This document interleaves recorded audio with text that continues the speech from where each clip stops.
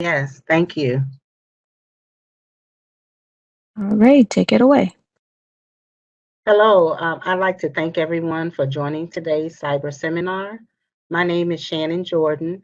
I serve as the engagement lead for the Veterans Health Administration Office of Health Equity. We have a great presentation today. Before I introduce our presenters, I'd like to briefly share some information about the Office of Health Equity. The office was created in 2012, and our vision is to ensure that VHA provides appropriate individualized care to veterans in a way that eliminates disparate health outcomes and assures health equity. I'd like to encourage everyone to visit our website at va.gov/health equity to learn more and access our data and resources. Before the introduction of our speakers, I'd like to mention that the views expressed in the presentation are those of the presenters and do not necessarily reflect the position or policy of VA or the US government. And now for our presenters. Ms. Keemia H. Shaw has been serving our nation's veterans as a licensed clinical social worker for 14 years. Her current position is Veteran Directed Program Coordinator for the Durham VA Medical Center, and she is also a member of the Antiracism and Black Equity Advisory Board for the Durham VA Healthcare System. We also have Mr. Brandon Diggs Williams. He's also a licensed clinical social worker and currently works full-time at the Durham VA Medical Center. He provides individual, couples, and primarily group therapy through the VA. He also serves on multiple boards and teams at the DVAMC, including the Anti-Racism and Black Equity Advisory Board, the Diversity and Inclusion Work Group, and the Social Work Service Social Justice Committee. At this time, I'd like to turn it over to our presenters. Thank you, Shannon, and thank you, everyone. It is an honor for Brandon and myself to represent the Anti-Racism and Black Equity Board for the Durham VA Medical Center today. We have a few objectives for today's presentation. One, we hope that you gain an understanding concerning the formation of bias. We hope that you better recognize and counter negative thoughts about other people and groups. We hope that you develop an understanding concerning multiple factors that contribute to human bias. And we also hope that you progress in self-awareness concerning personal and implicit bias.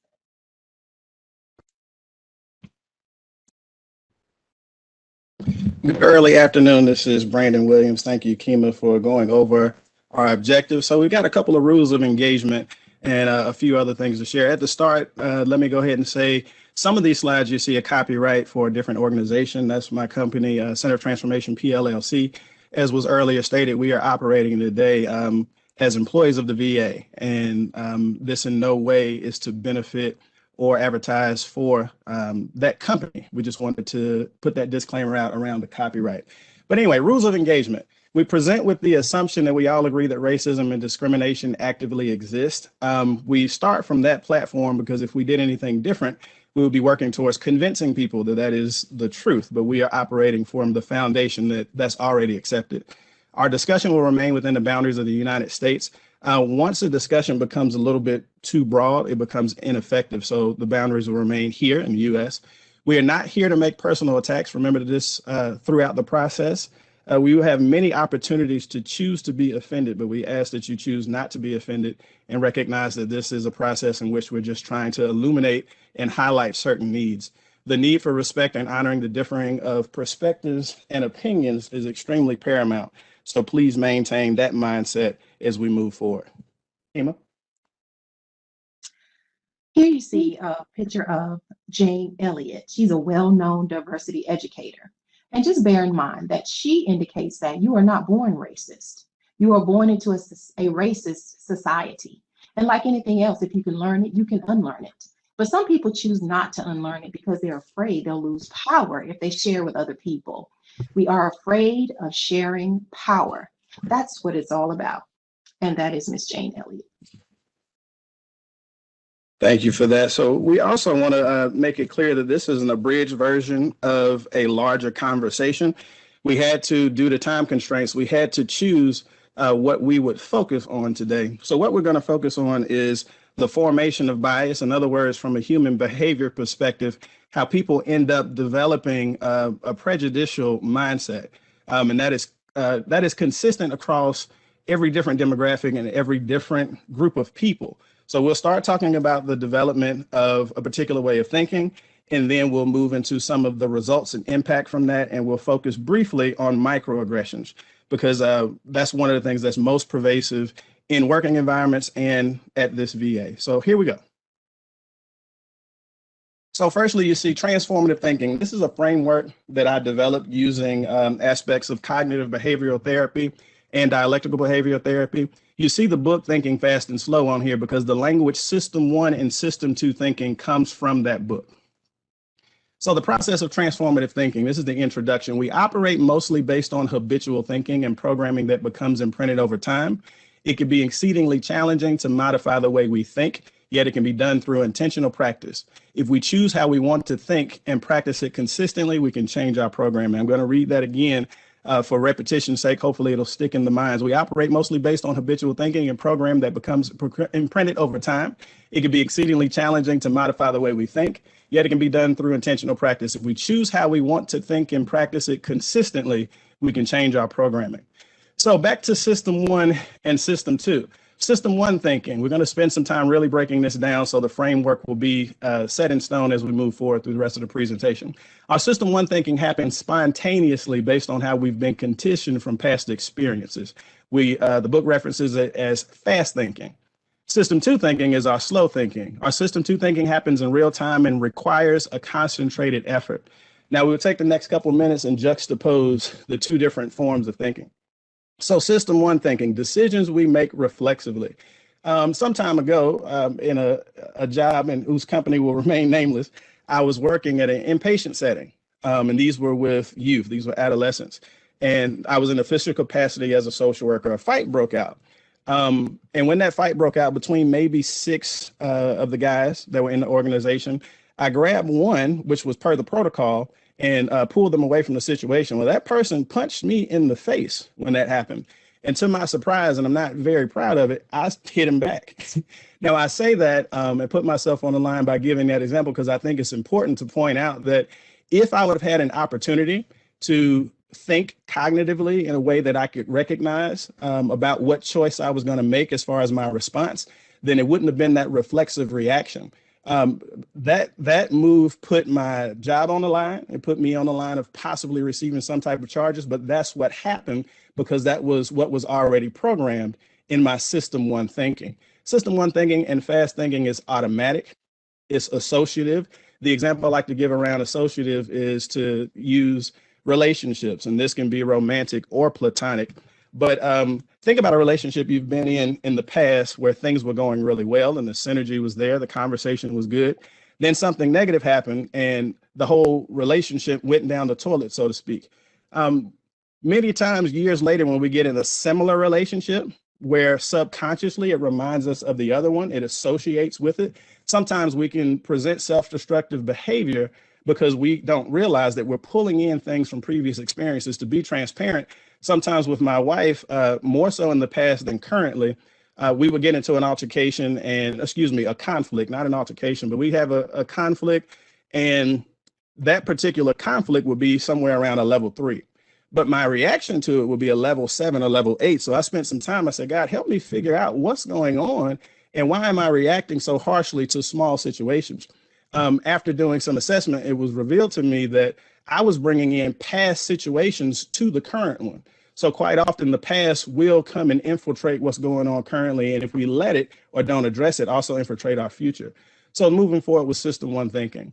System 1 thinking is subconscious, it's programmed, it's developed over time, yet thankfully it can be changed with intentional practice. So our System 2 thinking, our slow thinking, these are decisions that we actually have to use energy to make. I like to really highlight this one so people will understand not only when we're trying to do something different outside of our programming or autopilot, not only do we have to make some cognitive decisions, not only do we have to make some spiritual choices, but there also is a physical component to it. When we do something outside of our programming, it actually burns glucose. So let me give you an example. Where I live right outside of Greensboro, I take about 4 turns and then I ride for about 50 miles straight highway, make 4 more turns and I'm in the parking deck.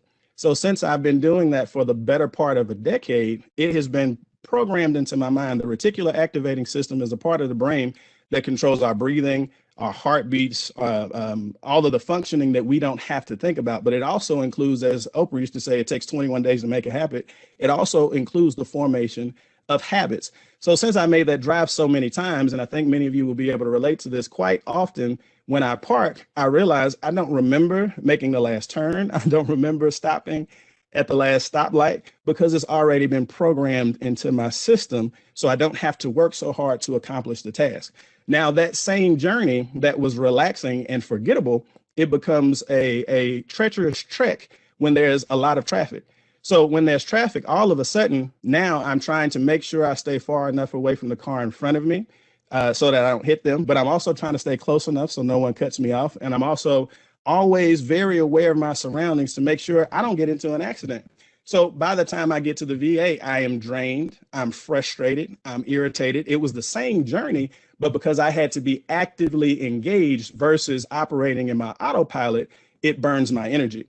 System 2 thinking, slow thinking is intentional, it's focused, it's a conscious choice, it requires executive thought, it's executed in real time, and each choice is individualized. I want to give one more example which requires your participation. Of course, these questions that I'm about to ask are rhetorical because we can't hear you anyway. But this is a couple of math equations. So get ready, get your scratch sheet out. What is 2 plus 2? What is 4 plus 4? What is 10 plus 10? Now, what's 17 times 24? I'm sure you felt some type of reaction to that. I've had people respond with cuss words when I've done that in the past. So when we, and let me tell you, the number is 408. And I say that purposely because if I don't, then people will be spending their time trying to figure out the answer to the question. But that example is so you will experience the shift from system 1 to system 2. So when I ask 4 plus 4, 2 plus 2, 10 plus 10, there is, similar to the reflexive reaction, there is no need to go into writing out a long equation to figure it out because that is already programmed into the system.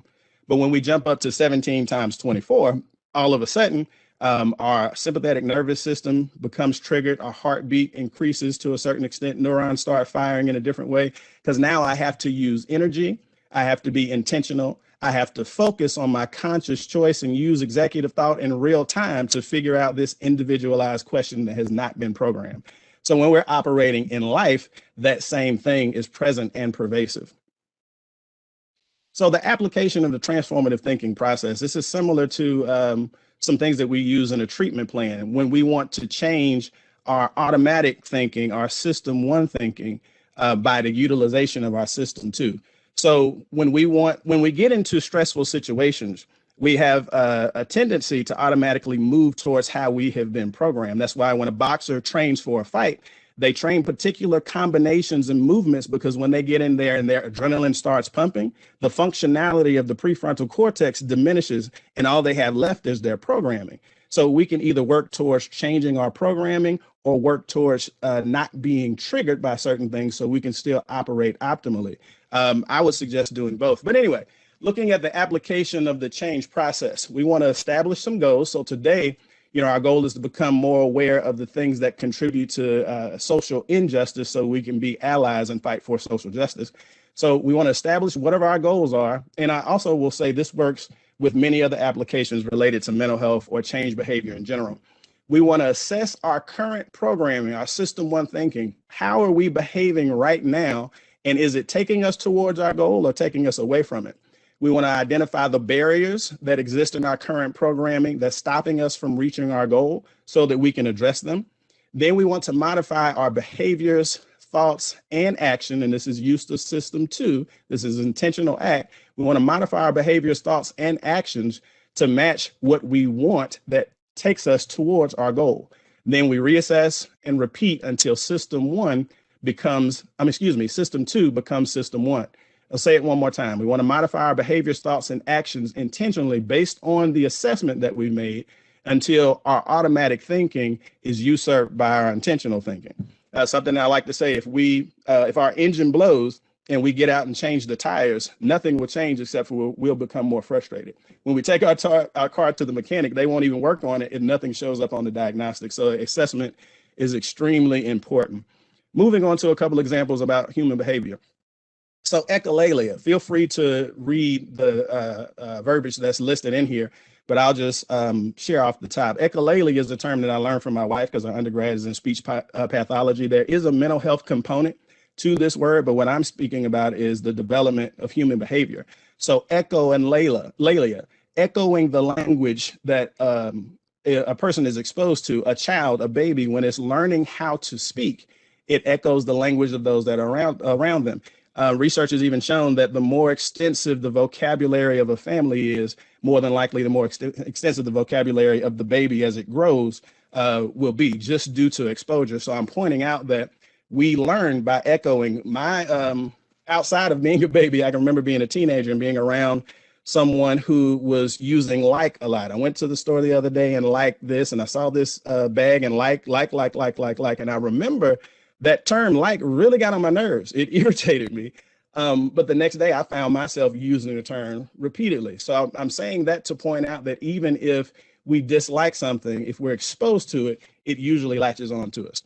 Mimicking. Children also mimic the behaviors of those that are around them. I have 4 children, all boys, ages 13, 9, 5, and 2. So the 5-year-old and the 2-year-old, as far as their development, they're moving much faster than the other 2 did because they have people that they can mimic. Many of you may be familiar with this. So mimicking is one of the things that affects our development and our behaviors. Predictability. The reason that we get programs at the beginning of church, at the beginning of concerts, at the beginning of presentations, we get programs so we will be aware of what is to come. When human beings believe that they know what's coming, it gives us a sense of security. So when it comes to, I'm jumping ahead a little bit, but when it comes to stereotypes and things of that nature, when something matches what we expected, it causes us to feel more secure and it influences our behavior. Acceptance. I'll say this real quick. In 2002, Halle Berry and Denzel Washington received notoriety. I believe it was the Oscar for their roles in 2 films. Now, both of them had very successful and tremendous careers before those films. But when Halle Berry in Monsters Ball played a role that matches a stereotype for Black women, and when Denzel Washington played a role in Training Day that matches a stereotype for Black men, all of a sudden they were rewarded and they were accepted into by the group of people who are in positions of power when it comes to that particular award.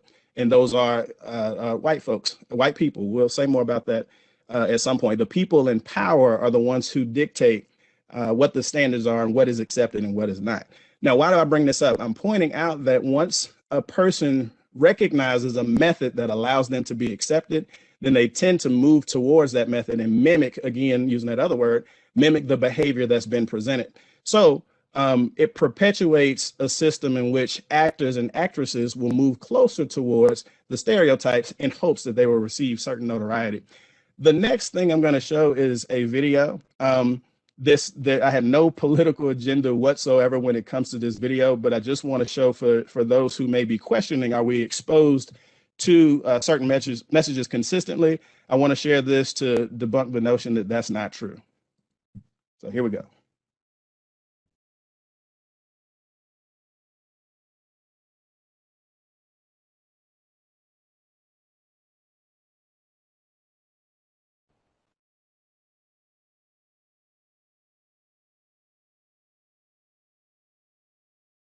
A moment.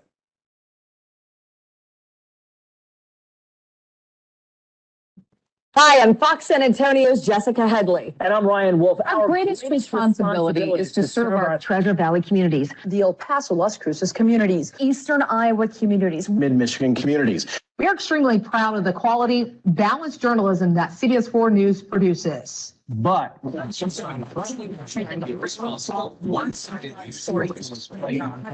Plaguing our country. The sharing of biased and false news has become all too common on social media. More alarming, some media outlets publish these same fake stories without checking facts first. The sharing of biased and false news has become all too common on social media. Without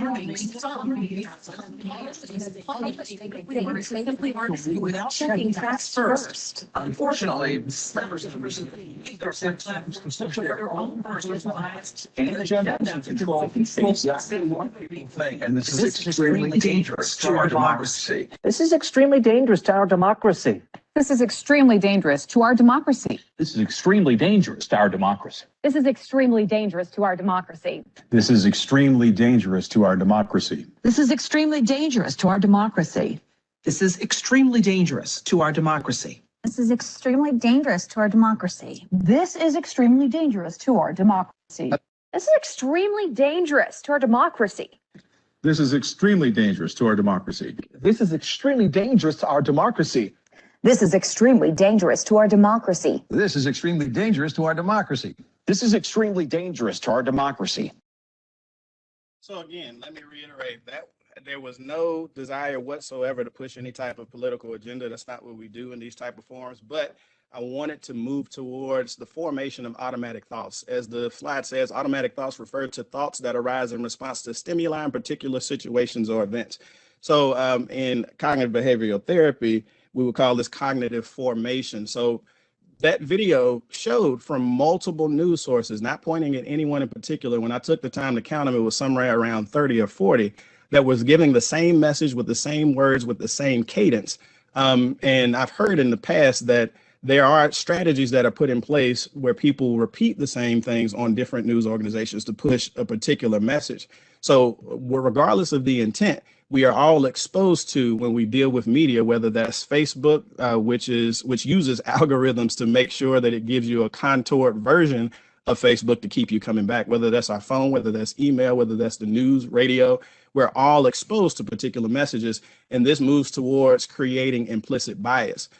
In your spare time and when you review this, feel free to read the entirety of the quote, but I want to point out that implicit bias speaks to the unconscious negative actions that usually are taken towards marginalized groups. And this emphasizes African Americans, women, LGBTQ community, and any group that is other than any way can fit under this category. White Fragility is a book that's gained some notoriety over the past 1.5 to 2 years. And in there, the researcher Robin DiAngelo points out that children as early as preschool develop bias related to superiority and inferiority complexes. So that's to support that notion also. Some of you also may be familiar with the doll test that was used, I believe, in a court case in the 1940s. It was repeated at the turn of the century and more recently within the last 10 years. I have a video that I often use, but it's about 9 minutes long. For the sake of time, we're not going to show it, that illustrates even outside of this country, children in these early ages recognize the differences in how people are represented. So in the test, to give a quick overview for those that aren't familiar, questions are asked such as which one is the ugly doll, which one is the stupid doll, which one is the bad doll. And at about an 80% to 90% rate, the black doll is the one that is chosen. And this is by white children, black children, and people of color, everybody in between. The white doll is the one that is chosen when the question is asked which one is smart, which one is pretty, which one is good. And even as far as asking the question why, and the children's response oftentimes is because they're black or because they're white. At one point, one of the girls are asked, well, which one looks like you? And she points with a face that shows turmoil, to say the least. She points at the black doll. So again, bolstering the point that this problem seeps into our system at a very, very early age. We just were exposed to a training from Racial Equity Institute out of Greensboro. And when I say us, I'm talking about social work department here at Greensboro, mental health, excuse me. And one of the things they use to illustrate is the groundwater approach. And they talk about how the environment is the thing that needs to be addressed when a problem reoccurs over and over again. So I'll use my house as an example. we used to get fish because the children wanted some type of pet and wasn't willing to add another thing that needed a babysitter and food and had to go to the doctor. So we got some fish. But I used to say playfully, and unfortunately, the fish used to come to our house to die because every time a fish would come, after a day or two, we'd find them floating. And this happened for several weeks. And it wasn't until someone suggested that we clean out the fish tank did the fish start to survive. So that's an illustration of how the environment is really the thing that needs to be assessed and addressed versus the individual when it's something that is chronic and it reoccurs over and over again. So for the sake of this conversation, I would suggest to assess the environment that is the VA and that is the world that we reside in. This next video is from a guy named Tim Wise. He's in a similar ilk as Jane Elliott. He's an ally to say the least, but he's responding to the misnomer that we are in a post-racist society, especially after the election of Barack Obama. So just listen to this.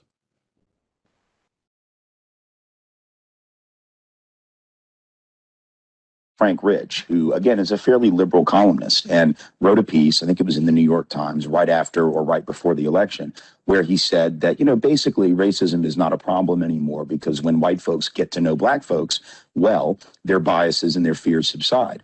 Now, number one, I'm not sure that's true. But secondly, even if it were true, the truth is, given the history of racism, spatial segregation, residential isolation, the fact that 85% of white folks live in communities with virtually no people of color around, even if he were right, it wouldn't matter because most white folks won't get that opportunity to actually form close, intimate friendships or connections with people of color. And unfortunately, if it isn't happening, the only way we get to know folks of color is via media.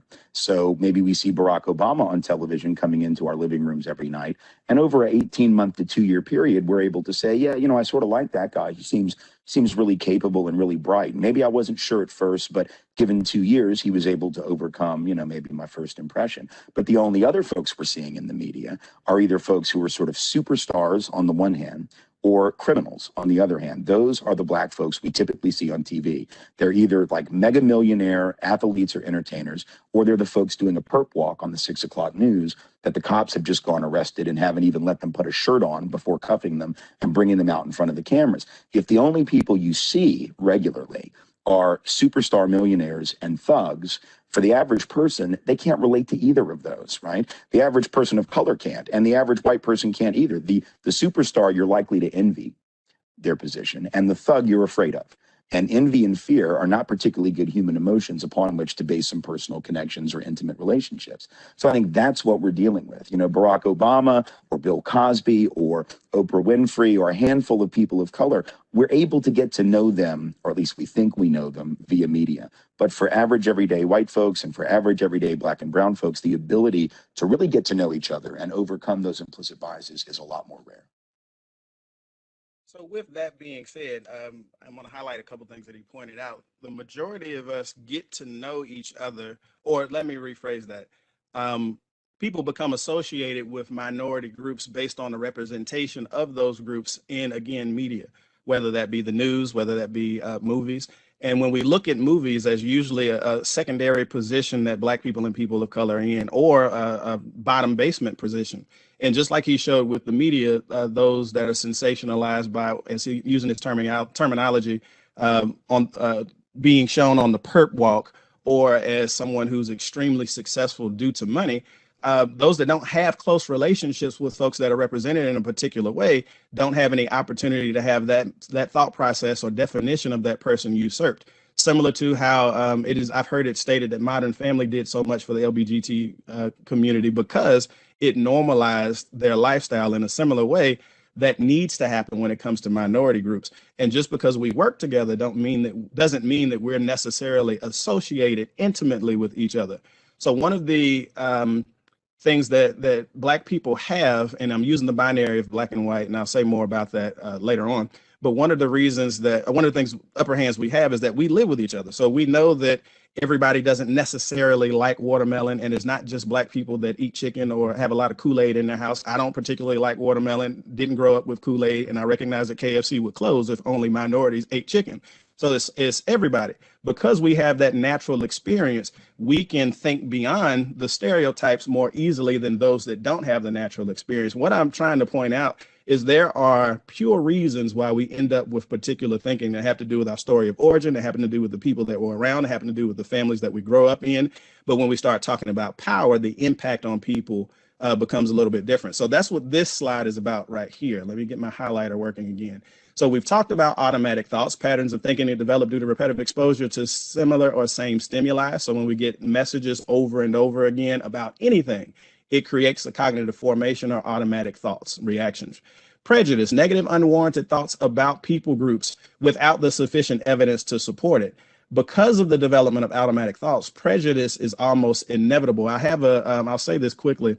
I used to have a neighbor that was 6'4", and I've given this illustration before.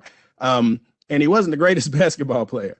Some of you are familiar with Muggsy Bogues, who I believe is 5'3", played for the Charlotte Hornets in the 90s, the shortest basketball player in the history of the NBA. So if my old neighbor and Muggsy Bogues walked on the court and I was picking a team, more than likely I would pick my old neighbor because he's 6'4".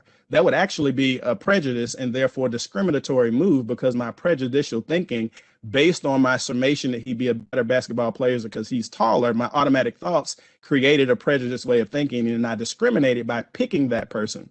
That's how this thing develops and works. So we are all subject to these three things. Now, racism is different. When you hear someone say that Black people or folks that are in an underprivileged position can be racist towards the dominant group, by definition, that is incorrect, because discriminatory actions, discriminatory practices plus power that are in the line of the power structure, that's when racism becomes more powerful. So, and sometimes I've heard people say, well, I went to white people talk about, I went to a party or an event and I was the only white person there and I was mistreated.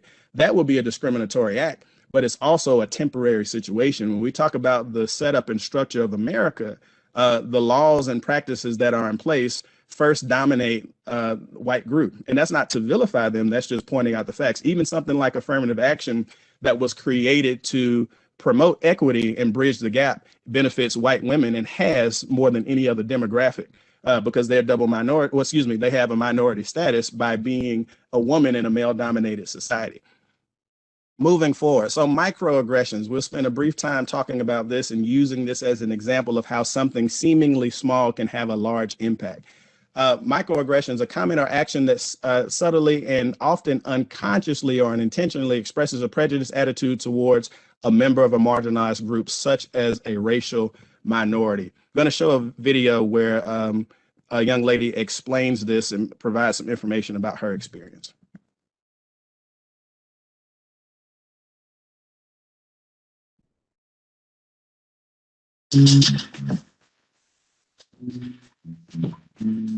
So I talk to people a lot about establishing a diverse and inclusive work environment and creating a culture where people feel free to be themselves, to take up space, I say, right? When I use the word take up space, I mean, if you feel passionate about a topic, you can have big gestures and be a woman or be a person of color, or, you know, have a quiver in your voice and be a woman and not have to worry about all of the stereotypes and assumptions that will be made on you based on your gender or your race or your religious background.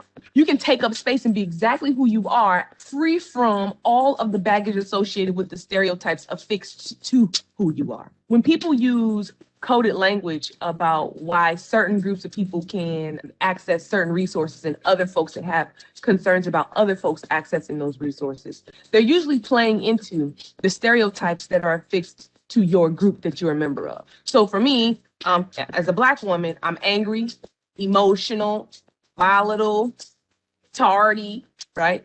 Lazy, sometimes criminal, loud, brazen. I mean, there are many, many, many stereotypes that are associated with me just based on the skin that I have, based on the gender that I was born with. Those things exist. This is not an extreme example. The loaded language associated with it is, I had a conversation with Cyrilda and I was afraid. I'm afraid to go and have a conversation with Cyrilda. If I tell Cyrilda that I don't like what she did in her, you know, in her presentation, she's gonna lash out at me. That's loaded language. Where is that coming from? Has she demonstrated that she's actually going to do anything of that nature? Or is it just because she's got big gestures? Is it just because she's got an afro that automatically elicits fear in you? Those things manifest into policy. Those feelings manifest into rules and regulations that are oppressive to people like me. And I can give you a million of those examples, but they happen all day long.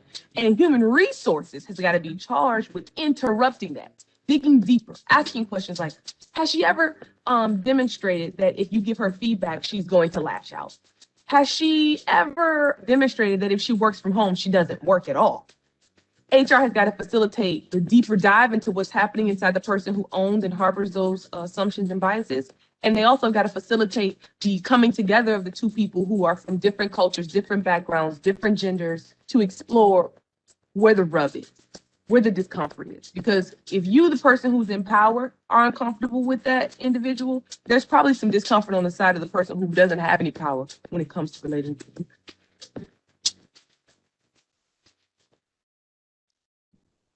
So we're going to transition to some of the results that come out of the ways of thinking that we end up adopting quite often unintentionally. But I want to highlight something that Zerilda said in that video. She pointed to how HR has the responsibility to address these matters, and I don't disagree with that. But I also want to submit that individually, we all have a responsibility if we choose to be ethical. And I think most of us who are professionals in positions at the VA have a code of ethics that we are bound to. Then we need to be doing our own work to detangle and unravel some of these things that have been made up in our system in our ways of thinking that create a confirmation bias, which cause us to look at different groups and discipline them and address them differently. So just wanted to share that information. At this time, I'm going to pass the digital microphone to Ms. Keemia Shaw. Thank you. Thank you, Brandon, and thank you for that powerful information. So the Racial Equity Institute groundwater presentation, they hold that racial inequity looks the same across systems. Socioeconomic difference does not explain the racial inequity. Systems contribute significantly to disparities. So in this instance, we're talking about the VA system. And now we're going to see how we are going to see concrete evidence that displays how prejudicial thinking and behavior have tumultuous impact upon the Black veterans that we serve.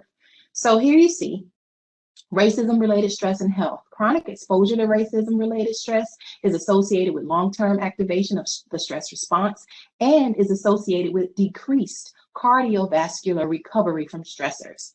Research has also explored that relationship between racism-related stress and higher incidence of stress-related disease, with more negative outcomes in Black people compared to their white counterparts. So for clarification, physiologically, we have a stress response. It refers to that fight or flight response, which activates a sympathetic nervous system. And it's related to things such as increased adrenaline, increased heart rate, pulse, increased rate of breathing, increased blood pressure. So typically, the parasympathetic nervous systems work to reduce the physiological reactivity once the stressor has passed, right? However, here, the evidence has shown that chronic exposure to racism-related stress actually reduces the body's ability to recover. Essentially, the parasympathetic nervous system does not work due to heightened stress response. Okay, next we have some information regarding some numbers. Black Americans are overrepresented in the military, according to the Pew Center. Said differently, there is a higher concentration of Black Americans who are veterans compared to non-veterans. So findings related to health disparities and unequal treatment are even more important within the VA healthcare system at large. So before we discuss more of the challenges, it is important to review some demographics here. We have 52% of all minority veterans in 2014. They're Black, right? This means that there is a higher concentration of Black American veterans to non-veterans. As such, data related to health disparities and unequal treatment are of paramount importance within the VA. That's our system, right? Disparate pain treatment, more specifically here. Black men were less likely to rate pain treatment as highly as compared to white counterparts. In a 2014 study, Black veteran pain patients were less likely to be prescribed opioids than whites, even after controlling for clinical and system level factors. So this matches with broader evidence in a non-veteran population that doctors here within the VA system tend to estimate rates of pain as lower rates for Black patients compared to our white counterparts. This also means that doctors are treating Black veterans differently than their white counterparts based on implicit bias and outright discrimination. This is especially difficult to quantify as pain ratings are subjective. So in other words, racism causes our doctors within the VA system to hear distress differently based on skin color. So racism-related stress has been associated with negative health outcomes, even when controlling for factors such as education, income, overall health, and general life stressors. We have hypertension, cardiovascular disease, breast and prostate cancer, uterine fibroids and tumors, preterm births, low birth weight, maternal and infant mortality rates, and most recently, increased rates of mortality related to COVID-19. It's also important to note that these studies are specifically measuring the impact of racism related on these disease states. This is not even accounting for the race-related systemic barriers to access to care that is important to our outcomes. This is important to consider within our direct clinical care within the VA system.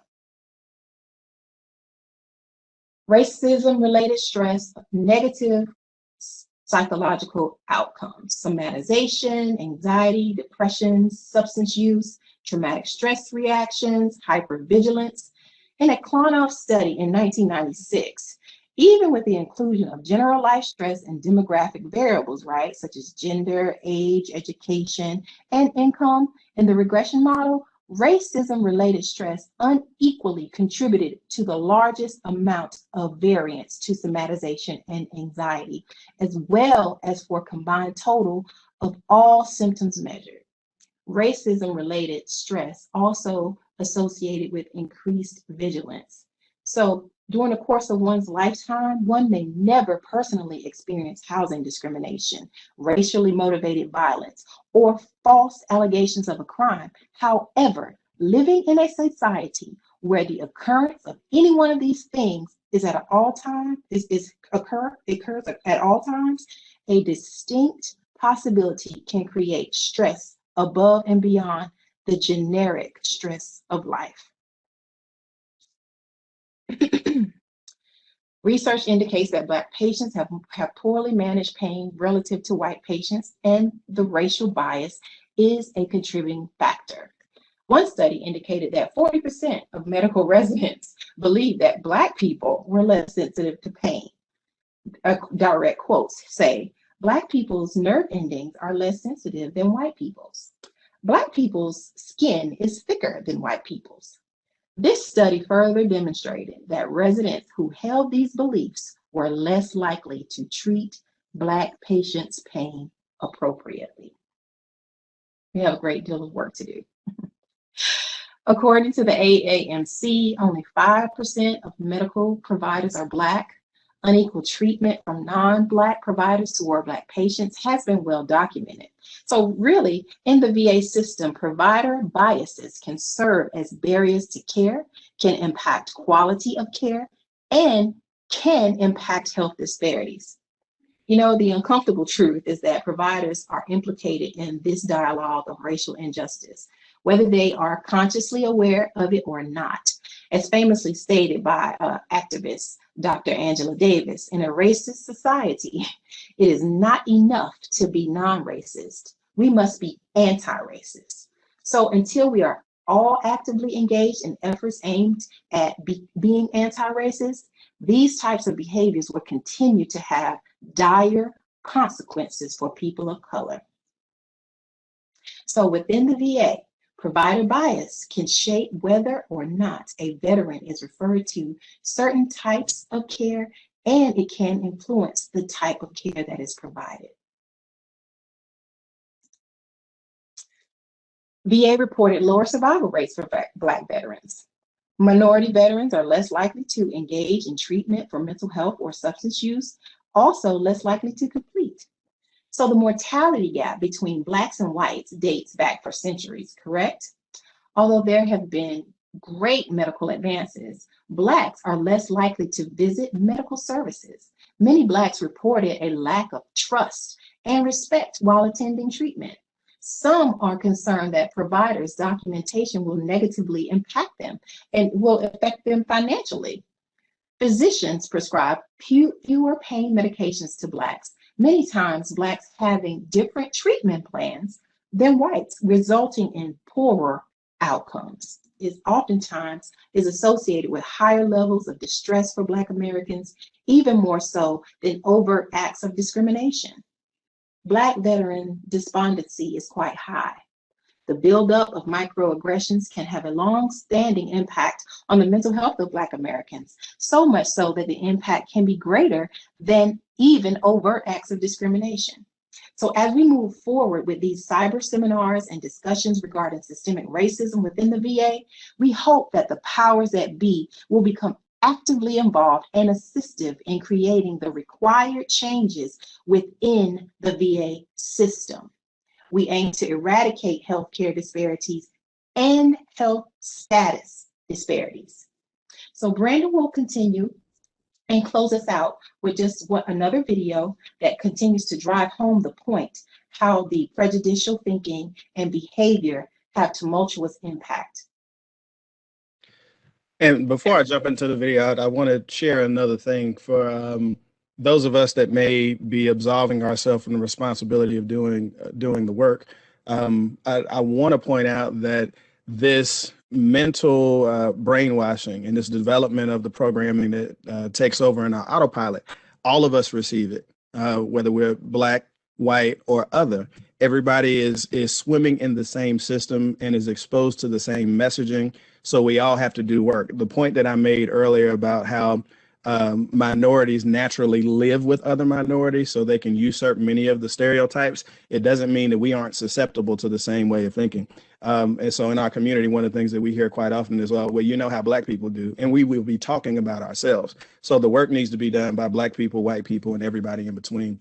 This video that was referenced just a second ago, this is a video that displays a hypothetical situation where the power structure has been reversed and white people are microaggressed against. The reason that I'm showing this video, we are showing this video, is not to offend anyone, but for folks to actually get a visceral feeling and some in vivo exposure around what it's like to be in this position. And also the ridiculousness of it becomes very apparent. Here we go. So you're not good at golf, but you're white.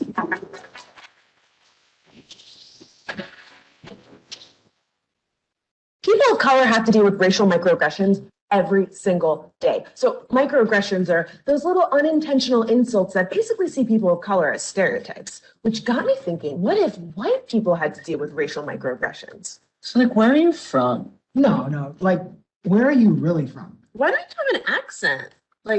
Like a Swedish accent. You know, your English is really, really good. It's like, I can't even tell you have an accent or anything. I don't have an accent. No, that's what I'm saying. You don't speak Gaelic? You don't speak German? Can you say a curse word in European? Well, you know, like, what does that even mean? Hey, Connor, do you know about NASCAR stuff, right? Can you take a look at this? Can you teach me how to line dance? Play the banjo? Act entitled in the supermarket. Love white food. No real flavor to it. Never an upset tummy. You're so exotic. How do you get your hair like that? I love how it's so limp. Ew, why does it feel like that? Oh my God, so it just does that? No, you are really pretty for a white girl. Your eyes are so round, like this. You know who you look like? Kenny Chesney. Zach Braff. Emma Stone. Rachel Maddow. My friend Chad. Maybe you know him, because he's white too. No, Emma Watson. Not Macklemore. What's the other guy? Is it Emma Thompson? It's CHAD, like Chad. One of the Emmas. You look like an Emma. You know who you look like? I bet you hear this all the time. Jeffrey Dahmer. How does it feel to be the token white guy in the office? Hey, Connor, can we get a white perspective on this? I love everything about white culture. You guys are like so fun. You mean you don't listen to Creed? You're white. You've never tried math. But you're white. You don't act like a normal white person. You're not really white, though. Really white. I'm whiter than you are. So, did all your ancestors own slaves? No, but of course he wishes that he could still own slaves. That's a part of his culture. Bryce, back me up on this one. The thing you have to understand about white culture No, is I went that to white an people historically white college, so I know about white I'm back culture. from Okay, it was a- Europe. So, can you see how ridiculous this was? I know. Story of my life. If you've ever experienced microaggressions because of your race, gender, sexuality, or body type, go ahead and vent about it in the comments. Right, so I want to move on from that, but we want to have time for Q&A. But one of the things I want to point out is everything that was represented there. It may seem absolutely ridiculous, but I have either experienced it personally or witnessed it personally. So as ridiculous as that may seem, those things I have seen happen throughout my semi-short lifetime. Very quickly, the application of transformative thinking: establish your goals, assess your current programming, identify the barriers to reaching your goals, make modifications, and repeat until your intentions become your programming. Just wanted to review that because those are actionable items. And concerning our objectives, I hope you understood or gained understanding concerning the formation of bias. After this, should be better able to recognize and counter negative thoughts about people groups. I hope you've developed a greater understanding concerning the multiple factors that contribute to our bias, and progress in self-awareness concerning personal implicit bias. This is the conclusion of our presentation. Thank you for your endurance and attention. I'll pass it over now to the folks that are representing the cyber seminar.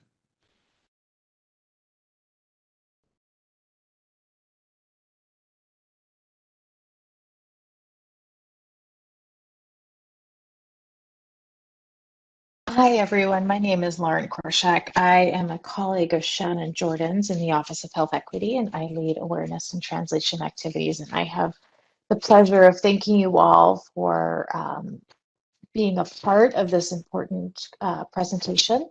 And I get to be the one to do the Q&A, and there are so many questions in here, and I know we're going to have to um, try to get through as many as we can.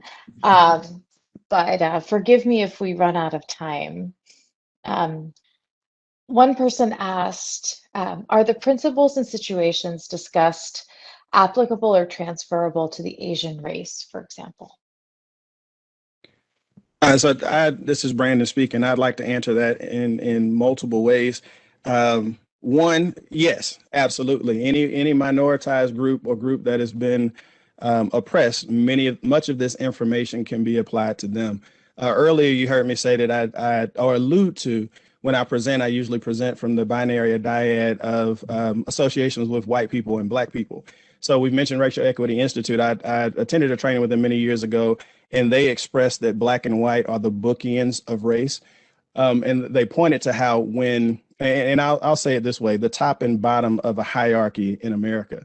So when we're talking about affecting change that impacts all people, historically, affecting change for black people has positively impacted Asian Americans, has positively impacted Native Americans, has positively impacted every other group that we don't have time to name today.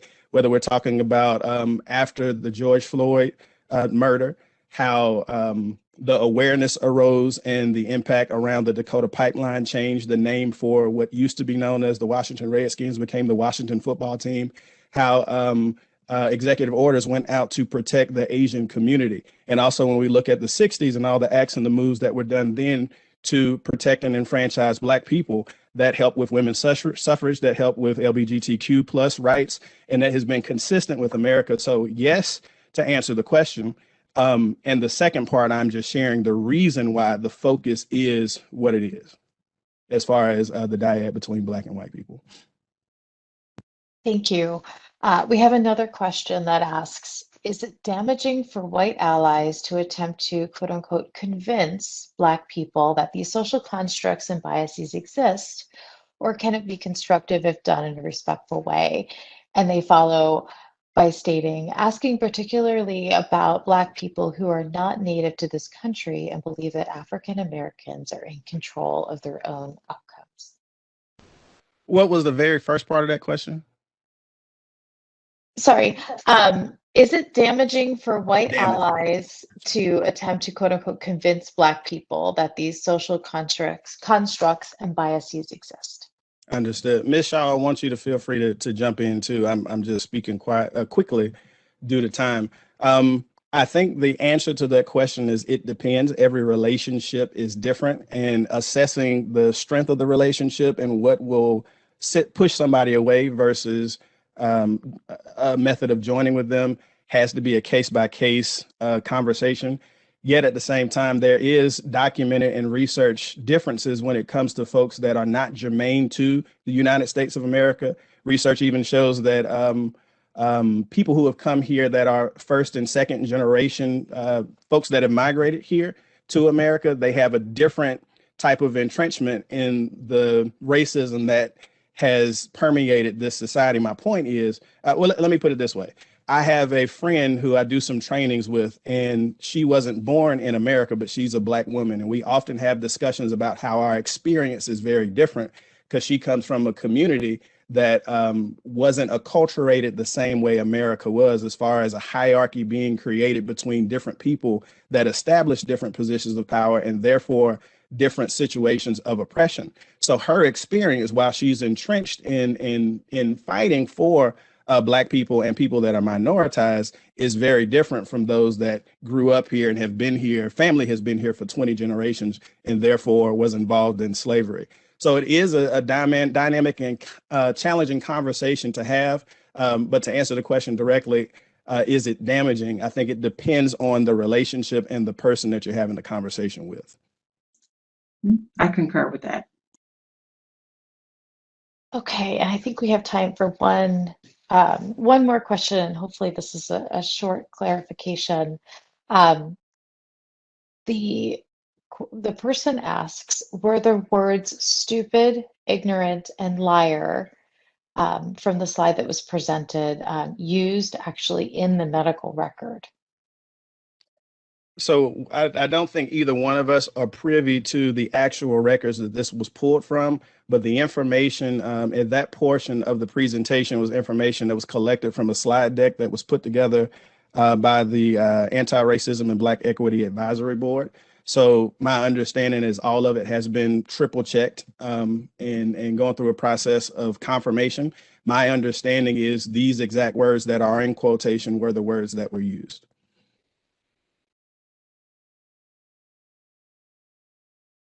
Great, thank you. And I think we are at the top of the hour. So Whitney, I am going to go ahead and pass things over to you to close things out. Thanks, everybody. Great, thank you, Lauren. At this time, I would just like to ask if our presenters have any closing comments. I would just like to thank you all again for hosting this cyber series and this seminar. It is so important in the work that we do with our nation's veterans and as a people.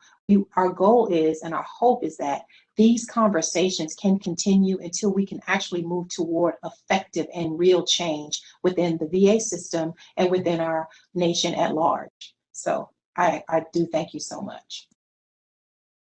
And I want to piggyback on what Mrs. Shaw just said and say thank you to this organization for allowing this type of conversation to happen, and the powers that be at the Durham VA Medical Center. So many people think or develop the mindset that talking about racism is actually a racist act because it creates and triggers discomfort. But quite often when we are journeying, we're on the journey to improve ourselves, regardless of what the category is. Discomfort shows up first, whether we're exercising in the gym or whether we're working through certain types of trauma. So it becomes necessary to address these things, even though the discomfort shows up initially. I promise you, my experience has been professionally and personally that it gets better. And for those that may be feeling high levels of discomfort to the point that you're rejecting this information, my suggestion would be to examine it and figure out why you're triggered in such a way and what is it behind the discomfort, and break it down that way. That's all I have. Again, thank you so much for the opportunity.